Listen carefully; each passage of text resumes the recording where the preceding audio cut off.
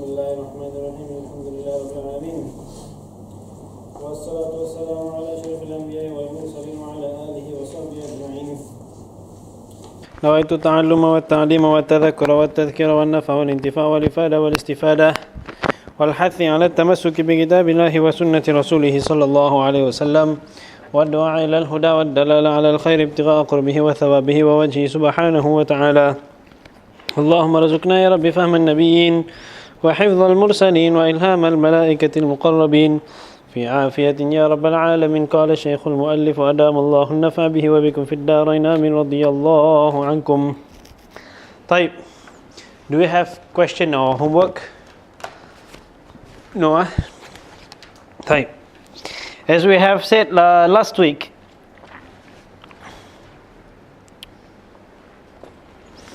we are going to start our discussion with two things, with two matters, two fiqh matters.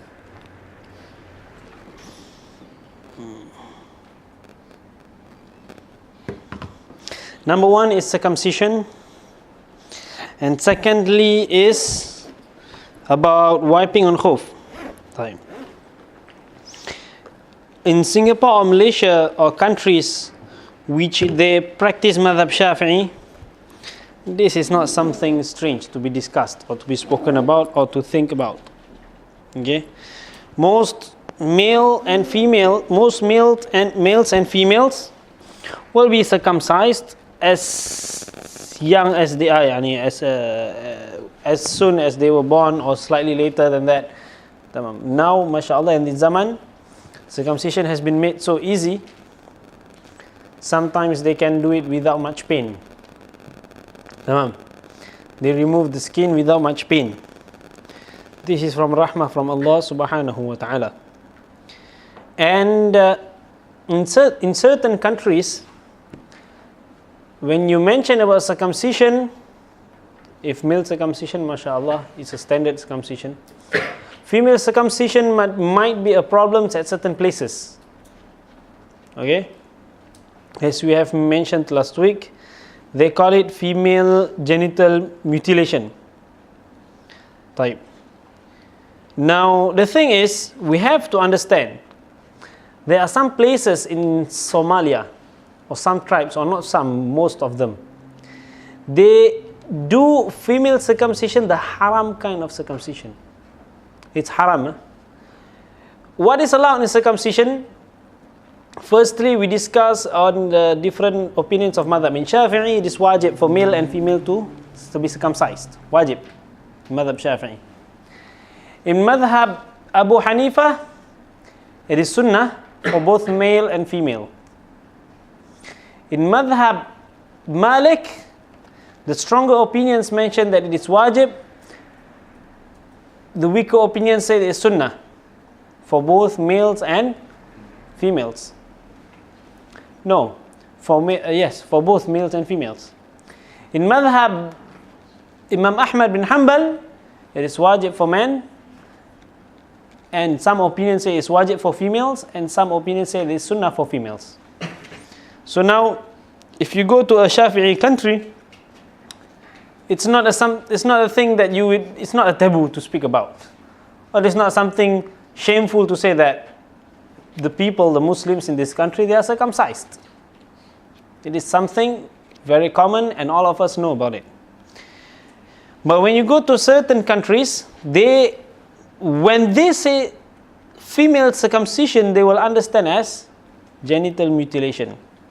Now Rasulullah sallallahu alaihi wasallam has guided the Sahabiyah, Habiba, on the way to circumcise female. Tamam. So Rasulullah sallallahu alaihi wasallam said, remove the skin, but don't remove the body parts. Okay? Remove the skin for females. Okay.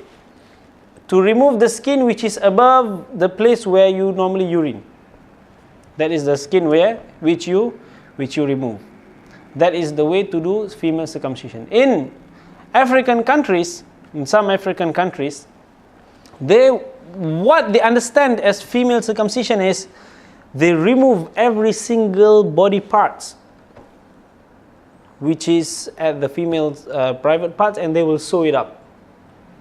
And they will not leave any places or any hole except a small hole at the rahim for the husband to copulate her, that's all, when she gets married. That is haram. That is clearly haram in Sharia. Firstly, there is no prohibition from any madhab on male or female circumcision. In fact, it is sunnah from every single madhab for male and female, at least the minimum is sunnah for male and female to be circumcised. Those are the little discussion on circumcision. Some of the myth said like female circumcision will make her doesn't have desire to a man. That's wrong, and that's exactly opposite what was mentioned by Rasulullah sallallahu alaihi wasallam. Rasulullah said that it is better for her and it is more pretty for her. Yani she will look more beautiful on her face. At the same time, scholars clearly mention that it is better when it comes to desire for her when she's circumcised compared to when she is not circumcised. This is what mentioned by scholars. رَبِّ اغْفِرْ لِي وَتُبْ عَلَيَّ إِنَّكَ أَنْتَ التَّوَّابُ الرَّحِيمُ. طيب. That is about circumcision.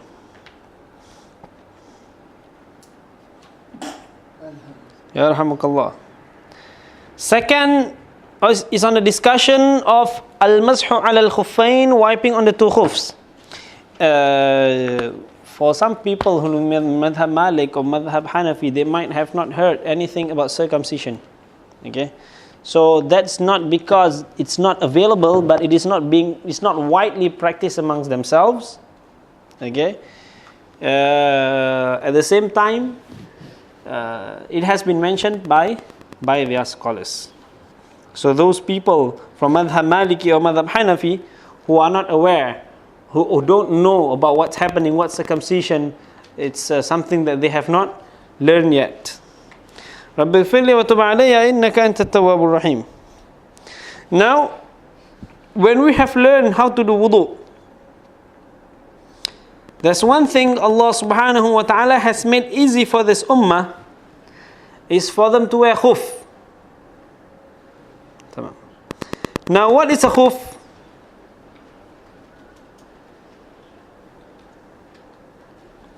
Khuff is what do you call it? This is my own definition, and it's not a definition from fiqh. What I'm going to mention here, it's not a definition from fiqh. Khuff is like socks looking like tamam.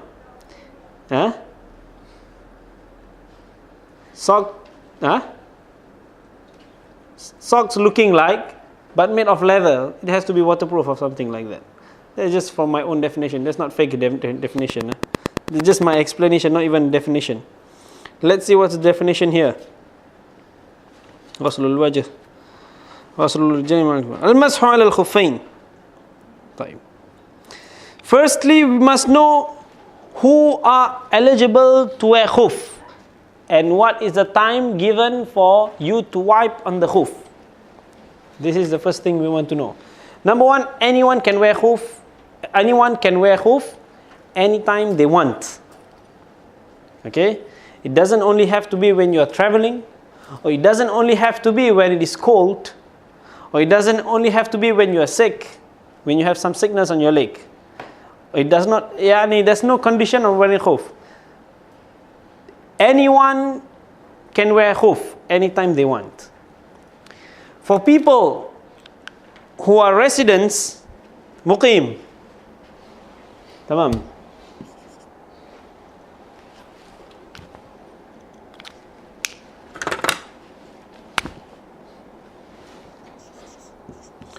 Muqim, which muqim means residence. Resident, tamam. Someone who is not traveling. And then another category is musafir. Traveler. For a muqim, he is allowed to wear khuff for 24 hours. Okay?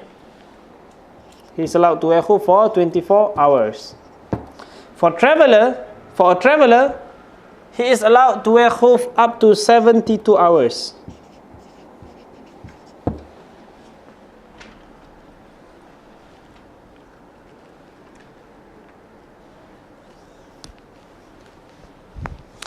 And we will mention later on how the calculation of 24 hours happen or 72 hours happen. Okay? Now traveler has to be, the distance has to be more than, if we mentioned before, what is the distance that a person must go through to be considered as a traveler? 80, exact.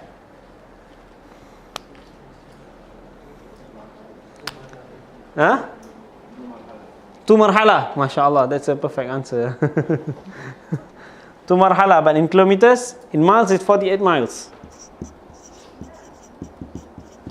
In kilometers it's about 77.2845. Yallah, 78 kilometers. Tamam. This is a, now can you see? I think earlier you might not be able to see. So this is the distance you have to intend to travel to be able to be considered as musafir. You intend to travel, which means you might not even have cut through this distance, but as long as you want to travel more than this distance, you will be considered as a musafir. And the distance is one way, not both ways. One way. For example, you want to go to Kuala Lumpur. What is the distance from Singapore to Kuala Lumpur? It's about 350 kilometers. So that's the distance of you traveling, not the two-way. Like 350 plus 350 equals to 700 kilometers. Right. You have to cut through more than 78 kilometers for you to be able to be considered, or you have to intend to travel for more than 78 kilometers for you to be considered as a musafir. If you're not traveling more than 78 kilometers, you will be considered as muqim. Muqim means you're a resident. So for a person who's living in JB, for example, he's considered as a muqim. If he lives in JB not permanently, but if he lives in JB permanently, he's considered as mustawtin, hometown. Mustawtin, there is write this, al-muqim. Write the Arabic terms as well. Al-musafir. The next is al-mustawtin.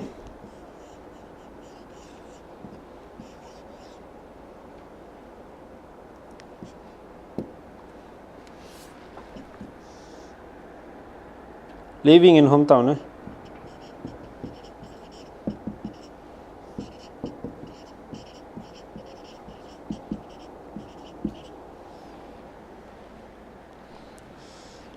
Type. Now here comes the distance. There's a long discussion in Madhab Shafi'i about what is the distance of what is the distance that a person has to intend to cut through to be considered as a musafir. It's a long discussion. Tamam. Some of them said Imam Nawawi said 168 kilometers. Some of the long discussion. But the most scholars in Madhab Shafi'i goes down to 77.2.85, 77.2845 or something like that. I'm not sure. You can convert from 48 miles. Can we check how many kilometers is 48 miles? Can anyone has a calculator converter?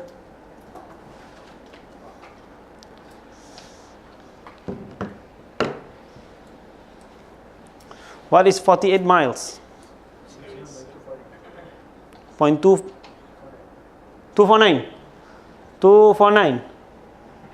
So it's opposite. 2485.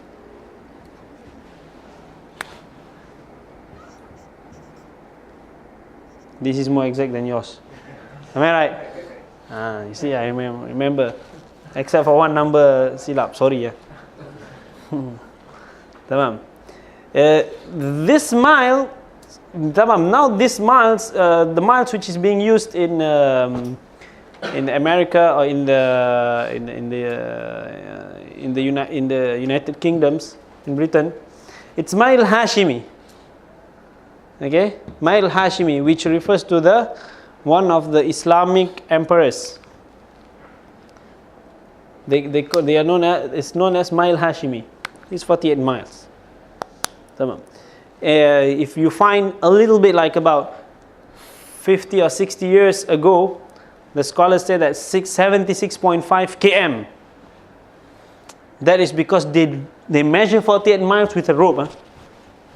They measure with a rope. So they go down to 76.5. But now, mashallah, in this zaman, calculation is more accurate. Tamam. You can calculate distance more accurately, especially with the technologies we have. So 48 miles is equals to 77.2485. 78 kilometers. Simple as that. And remember this. Don't go down to 82. Don't go to 80 plus. You want knowledge. You want to know the exact number.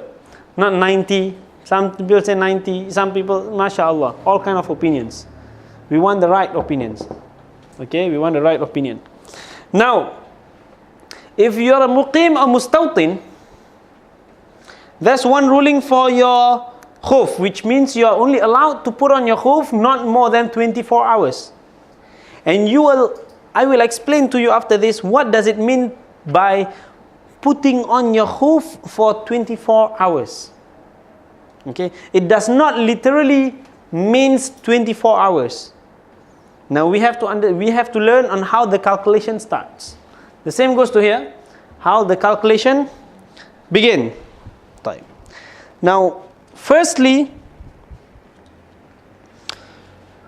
we complete this first. Huh? I think no. We will go to the conditions or the physical attribute of the khuff. Okay.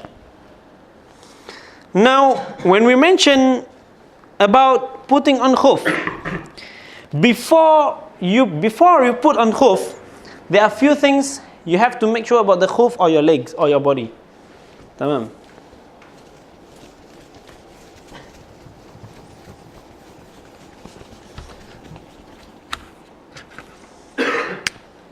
Conditions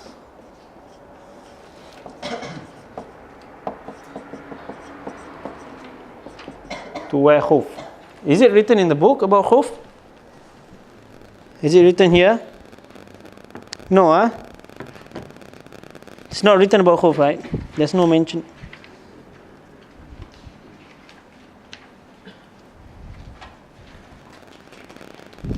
Because I don't revise using this book. Any one of you prepared before they come to class? At least read once. MashaAllah, we have a very passionate student here. Ameen. Ameen. The conditions to wear khuff. In Darul Mustafa, at least before we come to class, we will read at least 3 to 5 times. Tamam. At the same time, at times the teacher will mention things wrongly, not because he memorized it wrongly, and he just slipped through his mouth. Then we can correct the teacher. Up to that extent, how we do in Darul Mustafa. We are very aware of what the teacher is teaching. At the same time, when the teacher teaches, we don't have to look at the book. We just have to concentrate on what the teacher is speaking, because we know what he is going to speak about. Except that we might need to be more aware because we might understand things wrongly, or there might be doubts unclarified. That is how we go to classes. You want to be a scholar, it takes a lot to be a scholar. MashaAllah, there's a great scholars gathering in Shishan. May Allah subhanahu wa ta'ala give blessings to the land of Shishan. You know what's Shishan? Chesnya? Tamam. One of the biggest Ahlus Sunnah wal Jama'ah scholars gathering in history. Ahlus Sunnah wal Jama'ah, the greatest greatest scholar of the world all come to one place. Can you imagine how much barakah is that place is having now?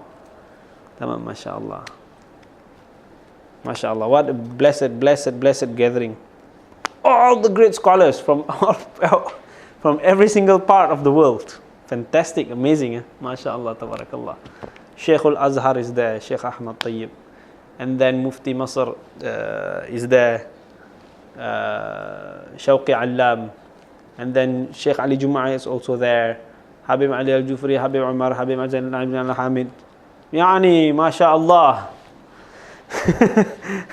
Sons, not only moon, sons, all of them gather at one place. MashaAllah. The conditions to wear Khuff, but they went through very difficult times. The Chechnyans, they have to fight the communists. The communists take over their country from them, and they have to fight, and then they have to come down to peace agreement. And long story. So, and they are people of Iman. They don't allow anything haram to enter their country. Until today, they don't enter. I have a friend from Chechnya, mashallah. He really likes Chechnya. He says he doesn't want to go out of Chechnya. Tamam. The people are very nice there, and they really give a lot of importance on adab. Some things which is being mentioned in the news, it's all same old thing, unacceptable. Number one, you have to be in a complete state of wudu.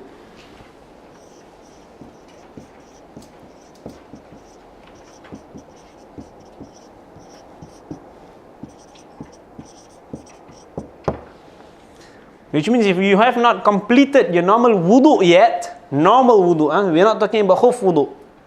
If you have not completed your normal wudu, then you should not put on your Khuff yet. Or you can put on your Khuff, but it does not give you the permissibility to wipe on the Khuff. Now when we put on Khuff, if you don't want to wipe on the Khuff, then it's up to you. Whenever you want to put the Khuff, you put. Whenever you want to remove the Khuff, remove. You don't want to remove also, it's up to you. But now our discussion is, we want to use the permissibility or the rukhsah. Keringanan. What is keringanan in English? Convenience. The convenience which Allah SWT has given you to wipe on Khuff. You don't have to wash your leg when you put on your Khuff. So if you want to use that convenience, then you have to fulfill these conditions. These conditions, okay? Apa buku ini?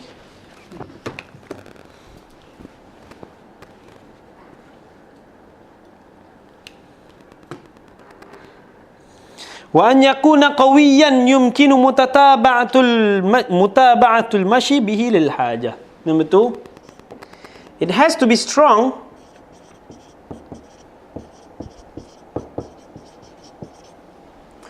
which makes it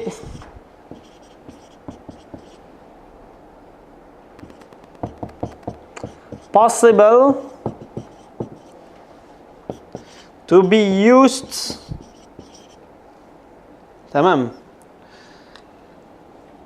to fulfill daily needs.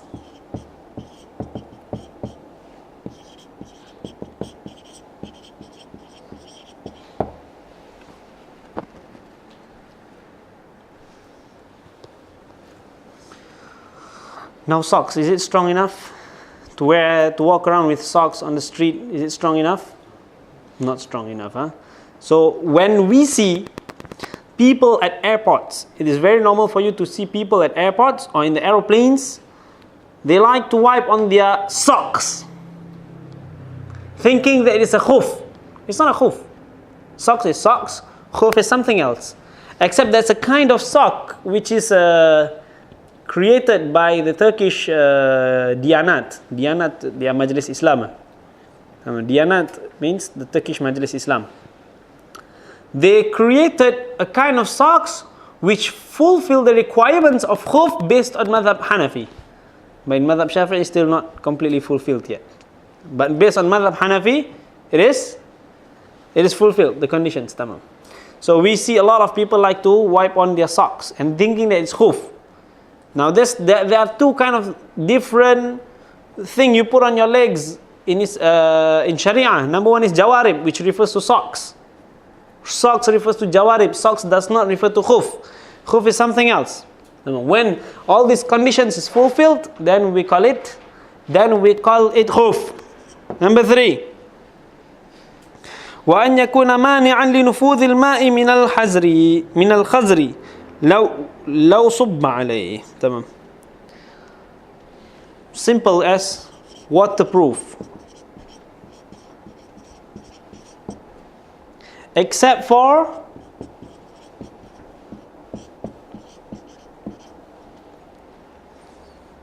the lace or the zip.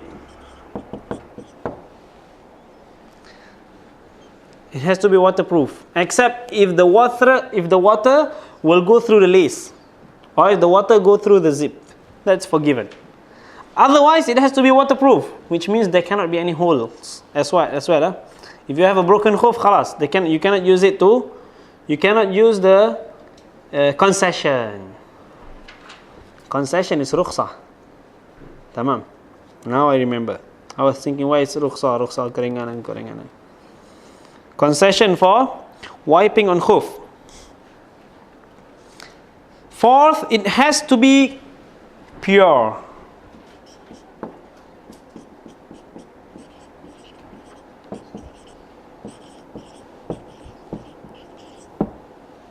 Which means it cannot be made of filth, or there should not be any kind of filth on the khuff.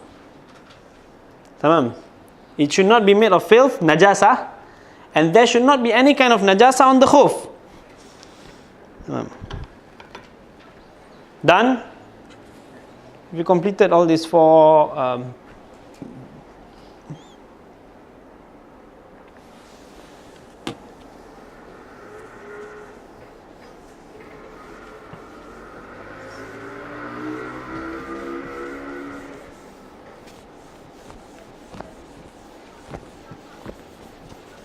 to be pure. Number 5.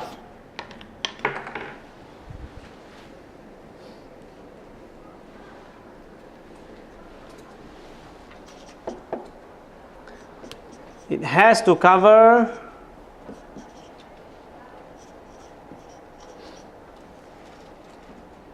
the obligatory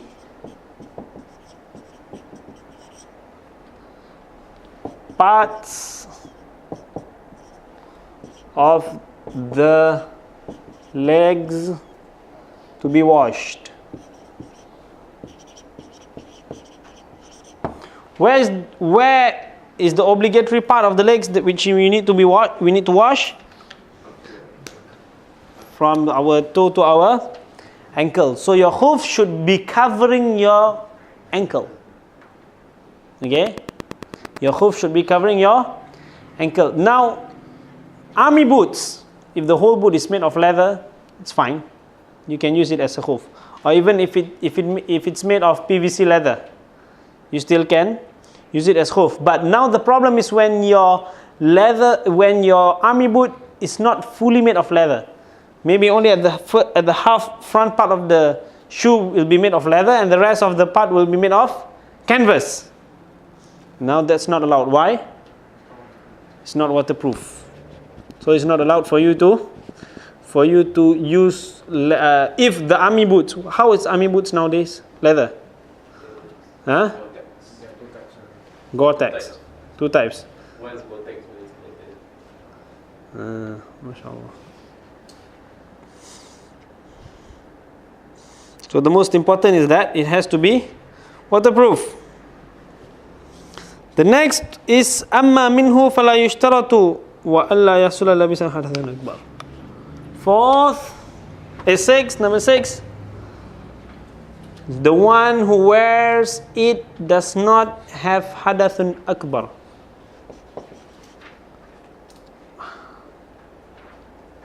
Hadath akbar does not afflict the one who wears it. Or janabah. does not afflict.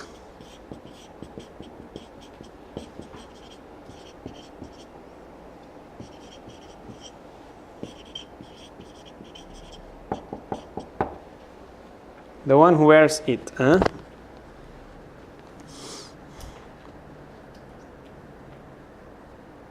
وَأَلَّا يَظْهَرُ شَيْءٌ مِّن مَحَلِّ الْفَرْضِ.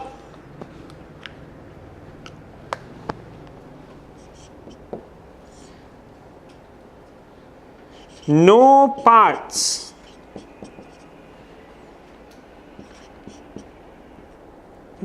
none of the washing parts of the leg. None of the washing parts of the leg should be exposed, which means there should not be any holes at the khuff. None of the washing parts should be exposed.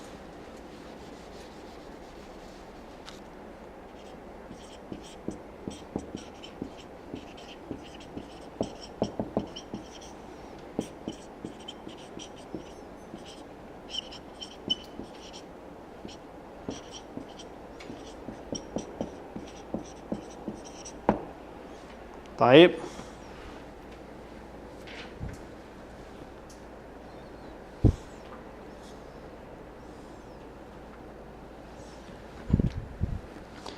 Number 6 is janaba does not afflict the one who wears it. Number seven, none of the washing parts should be exposed. Okay?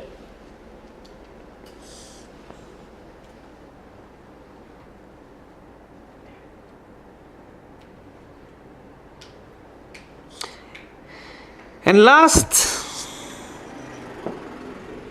is that the lace or the zip should not be removed. The lace or zip should not be removed.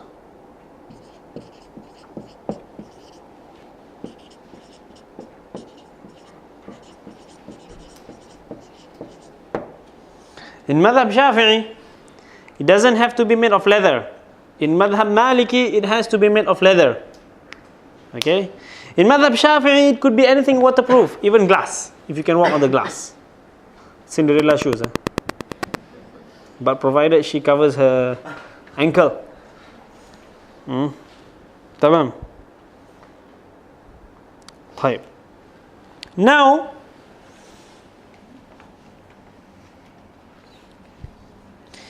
once you have fulfilled these 8 conditions, now it is allowed for you to use the concession of wiping on the khuff. Now, how do you wipe on the khuff? The least that you should do on your khuff is to drop a drop of water on the khuff. At the top part of the khuff, not at the bottom part of the khuff. At the top part of the khuff. Now your legs here, I have to show my legs, sorry. This part of the khuff. Tamam. Your legs here, this part of the khuff. The minimum way to wash your khuff is to drop a drop of water on your khuff. Just have to drop. That's the minimum way to use the concession of khuff. Secondly, the full sunnah way of wiping a khuff. Now what you should do when you wipe a khuff is that, remember our left hand is always used for the dirtier part. So the left hand will be at the bottom part of the khuff, and our right will be from the back. This is your, what do you call it? This is your heels. Okay, now this is your heel, and this is your toe. So your right hand should be at the toe, your left hand, your right fingers should be at your toes, and your left fingers should be at your heel, and then you pull them simultaneously. Only your fingers are not your hands, not the whole hand. Not the whole hand. Only the fingers. Like that. The edge of your 5 fingers. Here and here. Tamam. That's for one leg and then another leg. Only once. You don't have to do it 3 times.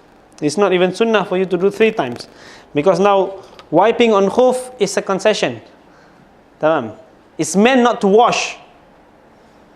Okay? So you should not do it 3 times. You should not do it thrice. Now what if someone washes his khuff? It's still considered as valid because he has done more than what he needed to do. Okay? Now minimum is a drop of water on the khuff. Maximum is anything which is more than the sunnah. The sunnah is to put your left fingers at your heels and your right fingers on your toes and pull them simultaneously. That is the sunnah. Remember, only your fingers touching the khuff. Not a single other part of your hands should touch the khuff. That's sunnah, of course. It's not haram or it's not wajib. Now, when do you start calculating the 24 hours?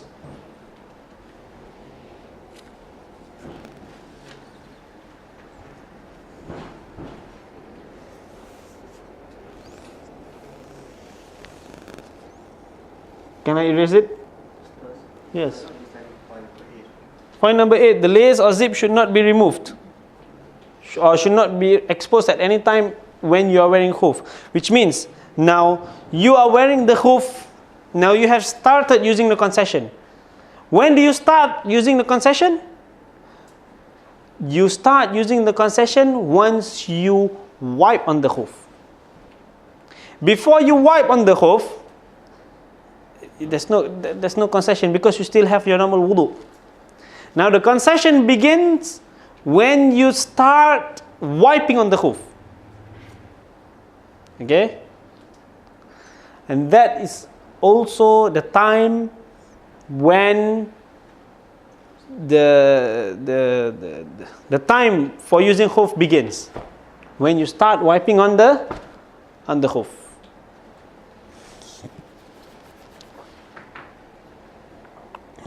You understand this? For example, while you're wearing khuff, now if I've wiped on my khuff, I have how many hours to go? I have 24 hours after wiping on my khuff.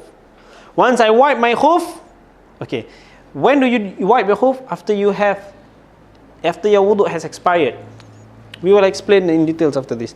The most important is that when you are in the concession of khuff within the 24 hours or within the 72 hours, if you are a traveler, you should not remove your khuff. Once you remove your khuff, the concession is gone. Okay. Now let's go on how to calculate the 24 hours. Okay.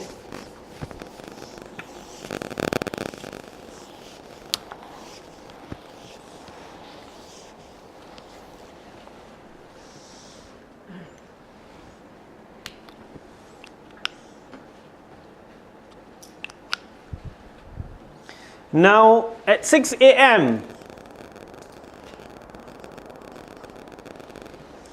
you take your wudu. Tamam, wudu.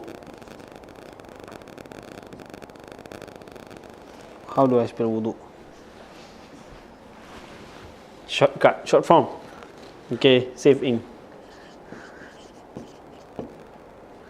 Now at 6 a.m. you leave it. It's fine. I'll do it. Thanks. Jazakumullah khair. At 6 a.m. you take your normal wudu. As how we have said, before you put on your khuff, you have to be in a complete state of wudu, which means you have to have a proper wudu before you put on your khuff. And then you put on your khuff at 7 a.m. Khuff. And then you continued at your work while having your khuff on until about 10 a.m. This is when you break your wudu, for example. Wudu broken.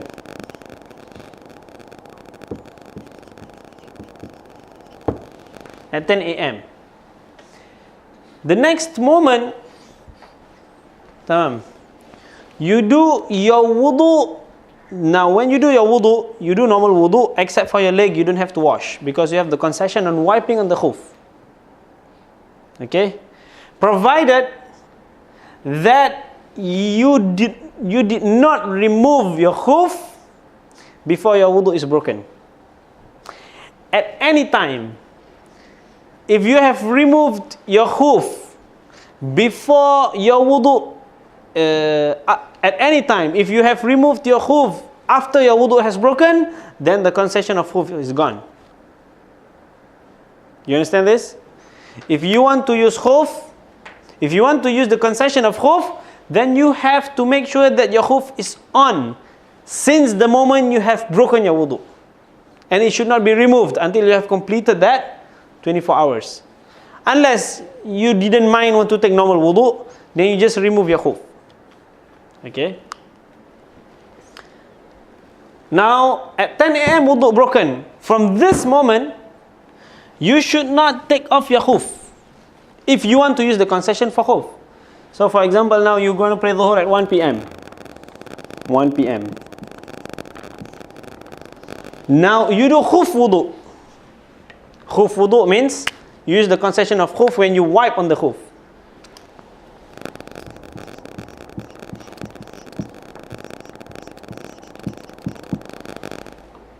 Okay? Now your 24 hours starts here. Your 24 hours starts here. Okay? This is where your 24 hour begins. When you have started doing khuff wudu. Okay? 24 hours begin.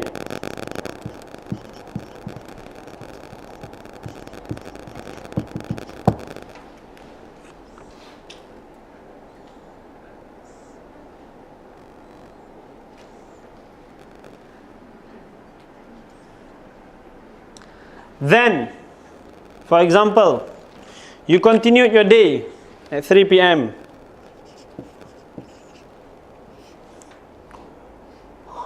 Now, khuff wudu is broken.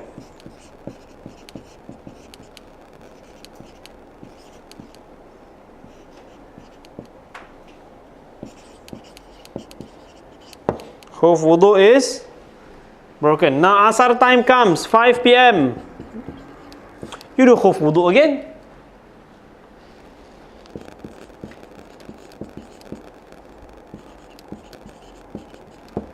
Okay.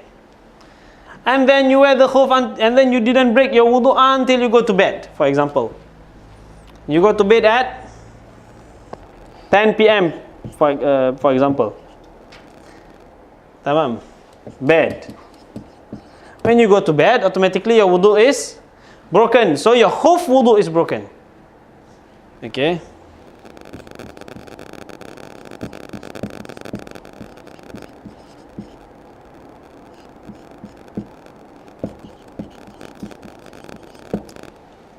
Now, when you get up in the morning about Fajr, 6 a.m., for example,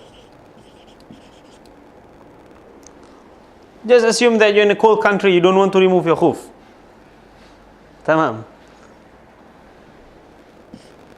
Khuff wudu again in the morning.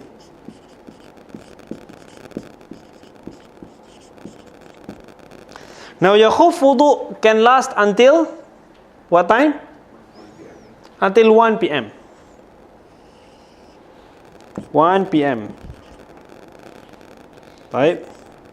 Now 24 hours ended. If you can make this chart, it will be very good for you to revise. Right. 24 hours ended.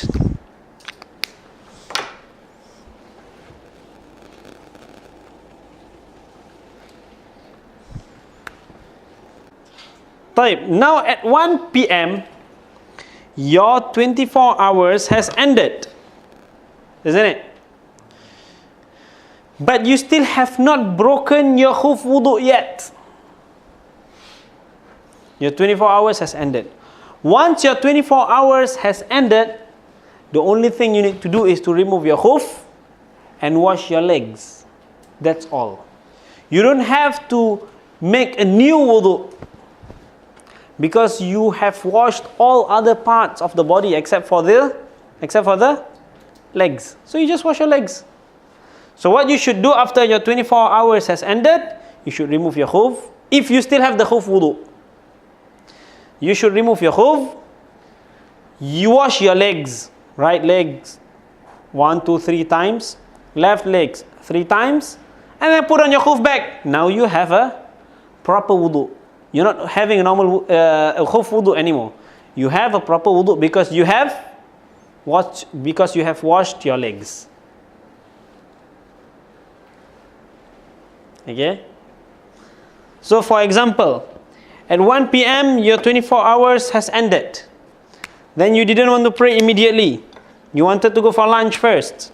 Then after lunch, you want to go for salah at 2 p.m. Okay?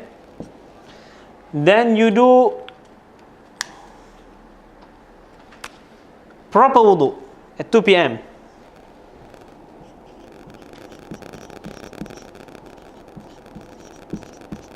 Now when is the next 24-hour begins again?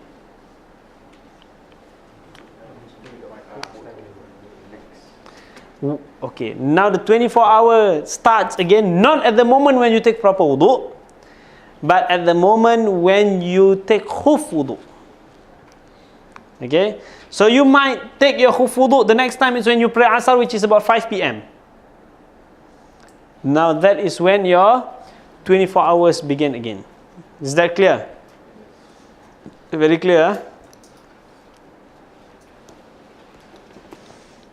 Now this is about khuff. And if you are a traveler, just times 3. Simple as that. Tamam.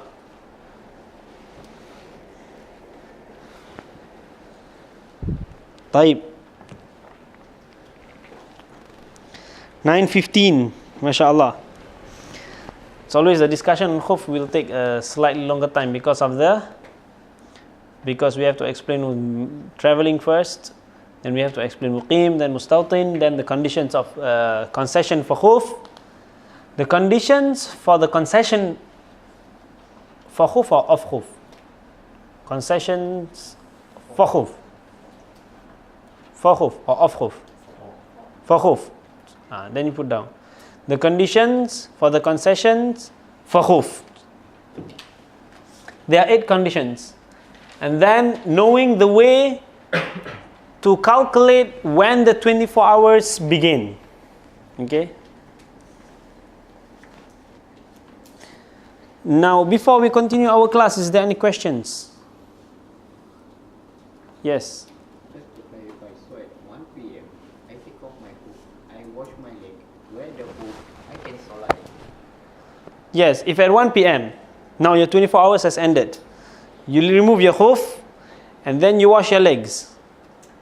As long as you still have the khuff wudu before that. Then you wash your legs, you put on the khuff again and you pray your salah. And I will continue wearing my khuff, and then I will take a khuff wudu, let's say 5 p.m. Then I will start 24 hours at 5 p.m. Yes, if you take a khuff wudu at 5 p.m., then your 24 hours begin at 5 p.m. Simple as that. Okay? Understanding when does the 24 hours begin? The 24 hours always start when you start doing the khuff wudu. Okay? At the same time, you have to remember not to remove your khuff when you have broken your wudu. Once you have broken your normal wudu, you shouldn't remove your khuff. Once you remove your khuff, when you have broken your wudu, then you have to take a normal wudu. Okay? Or for example, you have janabah. You have to do ghusl. You have to take a bath. Then take a bath. Then you have to remove your khuff. You still stubborn. You don't want to remove your khuff, and it's up to you. Tamam. That's up to you. The worst is just you wet your khuff. Huh? Yes. When the khuff wudu has been broken, when you say cannot remove your khuff, does that include the lace and zip? You shouldn't. Yes, the lace and zip shouldn't be removed. once you remove the lace or the zip, then the concession for khuff will be nullified. It is not that you are not allowed to do it. You are allowed to do it. But if you want to use the concession for the khuff, then you should not remove your khuff at all. Not even the lace or the zip. Anything else? Yes. If you have wudu, but you remove your khuff. If you have wudu, you remove your khuff, you put on your khuff. You remove your khuff, you put on your khuff. That's fine. Now, the concern is only that you remove your khuff once your wudu has broken. Because the 24 hours has not started yet. Now, the permissibility of concession for khuff has not started yet. It starts when you break your wudu. And the 24 hours starts when you start your khuff wudu. Tamam. This is Ibn Hajar, Madhab Shafi'i. Madhab Ramli, then there is slightly more details. Khalas, we don't want complicated details. We want simple details. At the same time, we had Hadramaut style. We like to follow Ibn Hajar. So khalas, Ibn Hajar, yes. Yeah, does the 24 hours begin after every khuff wudu? Like for example, you take khuff wudu, then you've broken wudu, then again, the 24 hours start from the next khuff wudu, is it? The first khuff wudu. The 24 hours starts at the first khuff wudu. Tamam. The 24 hours starts at the first khuff wudu. And then it lasts for 24 hours. Once 24 hours has ended, if you still have khuff wudu, then you only have to remove your khuff and wash your legs and put on your khuff back. That's all. Or if you don't want to put on your khuff after that. Tamam. But if you don't have khuff wudu, then you have to take full wudu. Okay? Understood? Any other questions?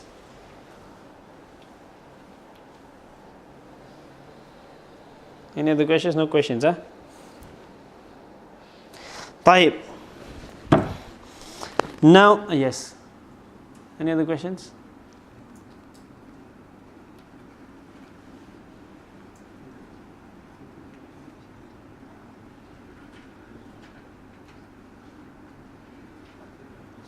What I want to say here is that it seems like I'm giving a lot of benefits of the explanation of Safinatun Najah, which is not easily can be found in English books. Yes, you can easily find in Arabic books. But I think it's good if we can compile the benefits, can make as an explanation of Safinatun Najah. Tamam. If any one of you wants to do it. So we can also make a very, very nice proper version of Safinatun Najah so that we can benefit the Ummah. So you can discuss in the group who wants to do it. We have voice recordings, we have notes written, so I think we should do it. So by the time we finish class Safinatun Najah, we have one book ready. MashaAllah. Tamam. Something very beneficial, right? MashaAllah. So we should do this. Tamam. We should do this. Have we ever mentioned about the permissibility on hitting? On how you should hit your children, or if you need, hit your wife. If you need. If there's a benefit in Madhab Shafi'i, if it benefits, then you hit your wife. If it does not benefit, then you shouldn't hit it. Up to that extent, in Madhab Shafi'i. How you should hit your children. The permissibility of hitting, have we spoken about that before? We have, We have to. You're only allowed to use what? Maximum. Siwak. This siwak, not siwak, which has not been divided yet. MashaAllah. This siwak, which is not more than, what do you call this? In English, what do you call this? Handspan. Handspan, yes. This handspan, right? Fingerspan, they call this handspan. They call this handspan. This is arm's length. So it should not be more than, your miswak, firstly your miswak should not be more than one handspan.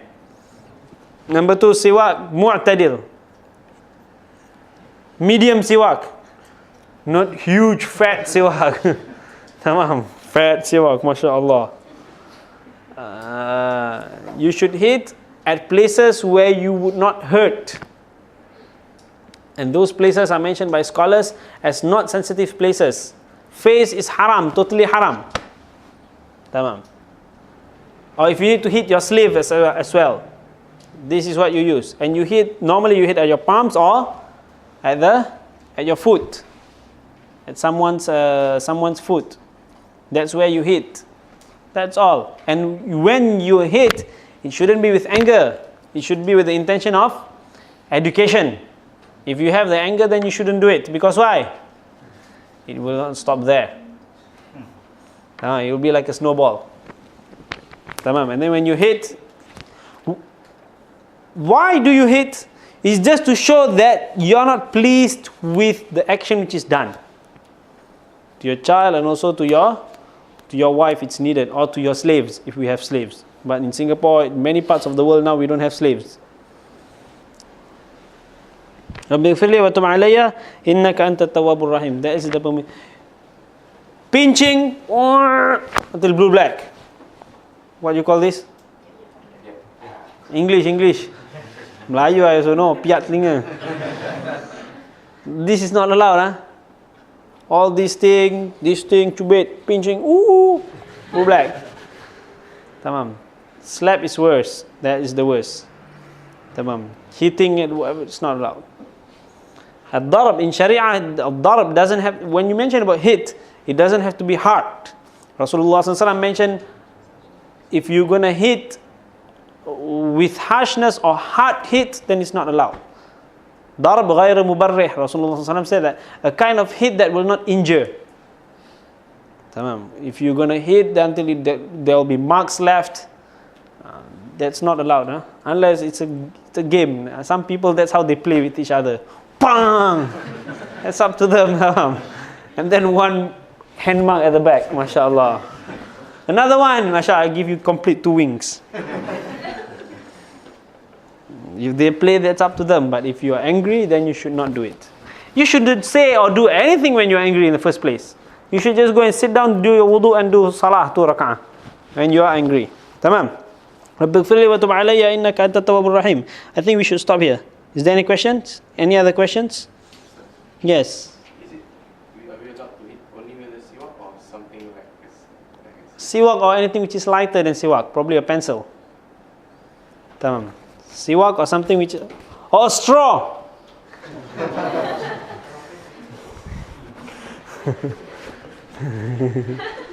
MashaAllah, even 100 times you don't feel anything. What's there to educate?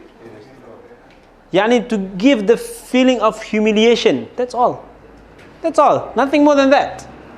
Tamam. At the same time, preferably is that you don't hate at all. Tamam. Just to give the feeling of humiliation. That's all. That I don't like this. You have made me so angry that you have led me to do this to you, to make sure that you learn. But Rasulullah SAW, his hand has never hit any woman or child. Tamam. So the best is for us not to hit. The best is for us not to hit. Rabbi ighfirli wa tub alayya innaka anta tawwabur rahim. Any other questions? Today, mashallah, we cover Khuff very well, and also circumcision, mashallah.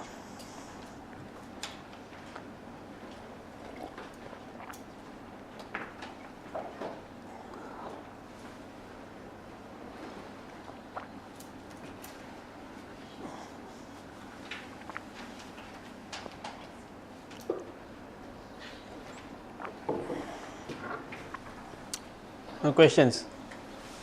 Inshallah, we will pray our Isha here after our class, inshallah. Inshallah, tomorrow we have class at Masjid Maidin as for normal, and we will continue again with our Bab Nikah. Tamam. We have actually, frankly speaking, I stopped Bab Nikah because I thought it's going to be too heavy. It's going to be too much scholarly discussion when it comes to divorce. But since there's request, then we will do it, inshallah. Alhamdulillah, we have completed translating and correcting everything the book. The next step is to publish. Tamam.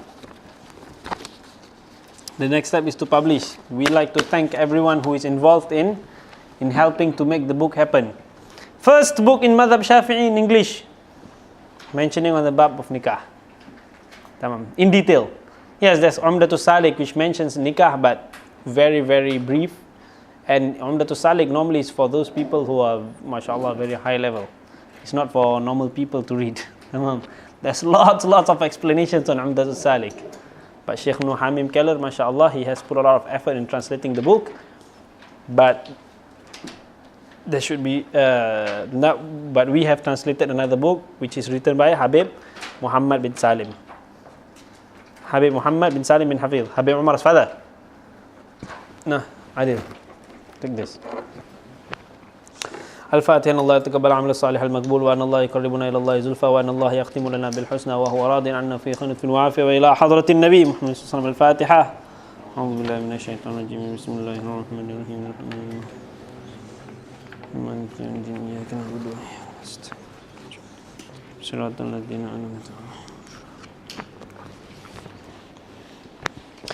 ربنا انفعنا بما علمتنا، رب علمنا الذي ينفعنا، رب فقهنا وفقه أهلنا وقرابات لنا في ديننا مع أهل الكنتر أنثى وذكر، رب وفقنا ووفقهم لما ترتضي قولا وفعلا كرما، وارزق الكل حلالا دائما، وأخل أتقياء علماء نهضى بالخير ونكفى كل شر، ربنا وأصلح لنا كل الشؤون، وأقر بالرضا منك العيون، واقض عنا ربنا كل الديون قبل أن تأتينا رسل المنون، واغفر واستر أنت أكرم من ستر، وصلاة الله تغشى المصطفى من إلى الحق دعانا، والوفاء بكتاب فيه للناس شفاء، وعلى الآل الكرام الشرفاء، وعلى الصحب المصابيح الغرار. اللهم اهدنا بهداك، واجعلنا ممن يسارع في رضاك، ولا تولنا وليا سواك، ولا تجعلنا ممن خالف أمرك وعصاك، وحسبنا الله ونعم الوكيل، ولا حول ولا قوة إلا بالله العلي العظيم. وصلى الله على سيدنا محمد وعلى آله وصحبه وسلم. يا ربنا اعترفنا بأننا اقترفنا، وأننا أسرفنا على لظى أشرفنا، فتب علينا توبة تغسل لكل حوبة، واستر لنا العورات وآمن الروعات، واغفر لوالدينا ربي ومولودينا، والأهل والإخوان وسائر الخلان، وكل ذي محبة أو جيرة أو صحبة، والمسلمين أجمع آمين. ربي يسمع فضلا وجودا منا، لا باكتساب منا، بالمصطفى الرسول نحظى بكل سولي، بالمصطفى الرسول نحظى بكل سولي، بالمصطفى الرسول نحظى بكل سولي. صلى وسلم ربي عليه عد الحب، وآله والصحب عدالة الصحب، والحمد لله في البدء والتناهي. سبحان ربك رب العزة عما يصفون، وسلام على المرسلين، والحمد لله رب العالمين. سبحان الله بحمده، سبحان الله بحمدك، أشهد أن لا إله إلا أنت، أستغفرك وأتوب إليك. والعصر إن الإنسان في خسر إلا الذين آمنوا وعملوا الصالحات وتواصوا بالحق وتواصوا بالصبر.